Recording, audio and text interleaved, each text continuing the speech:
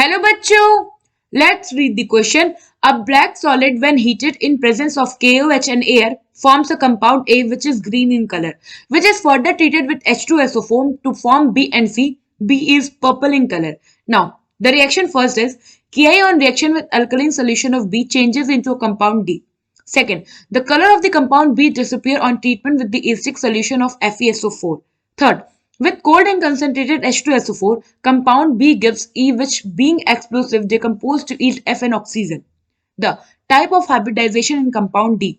Option A sp2, option B sp3, option C sp3d and option D no hybridization.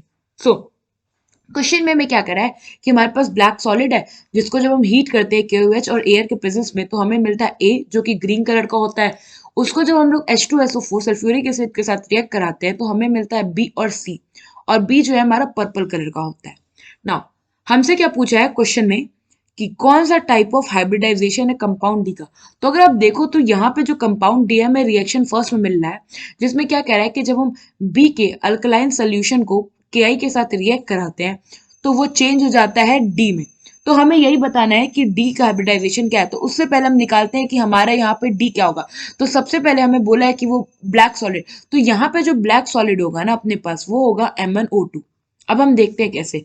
जब हम MnO2 को heat करते हैं in presence of KOH और इसके साथ साथ हम इसे एयर के साथ रिएक्ट कराते हैं तो ये रिएक्ट करके फॉर्म करता है K2MnO4 और ये पोटेशियम पर मैग्नेट, ये अपना जो होता है ये ग्रीन कलर का कॉम्प्लेक्स होता है ना। इसको जब हम फर्दर सल्फ्यूरिक एसिड H2SO4 के साथ रिएक्ट कराते हैं तो ये फॉर्म करता है KMnO4 पोटेशियम मैग्नेट और इसके साथ साथ MnO2 ना।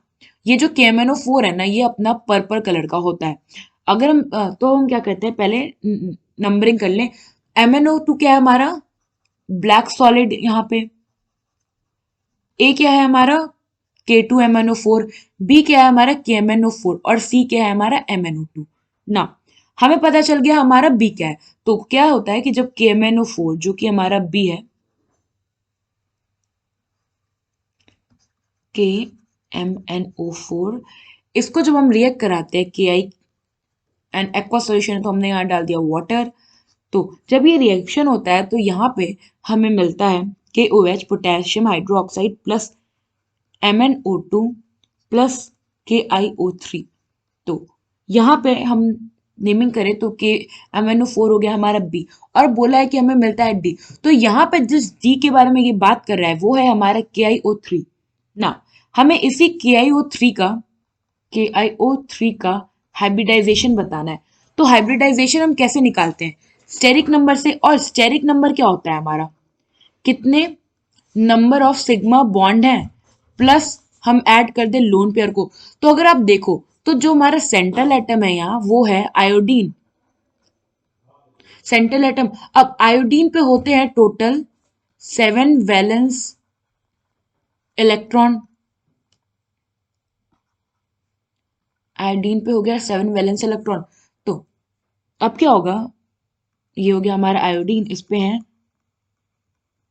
7 वैलेंस इलेक्ट्रॉन।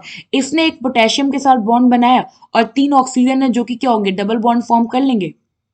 तो ये हो गया हमारा स्ट्रक्चर रफ स्केच। तो अगर यहाँ पे हम बात करें सिग्मा बॉन्ड तो इस पे टोटल 1 2 3 4 सिग्मा बॉन्ड है और कितना लोन पेयर है 0, तो उसका स्टेरिक नंबर है 4 ना। जैसा कि हम जानते हैं कि किसी भी कंपाउंड का अगर स्टेरिक नंबर 4 है इसका मतलब है कि उसमें एक s ऑर्बिटल और 3 p ऑर्बिटल बॉन्ड फॉर्म में इन्वॉल्व होंगे और यही हो जाएगा इसका हाइब्रिडाइजेशन। तो यहाँ पे जो हमारा करेक्ट ऑप्शन होगा वो होगा ऑप्शन बी। आई होप आपको ये क्वेश्चन समझ में आया होगा। Thank you.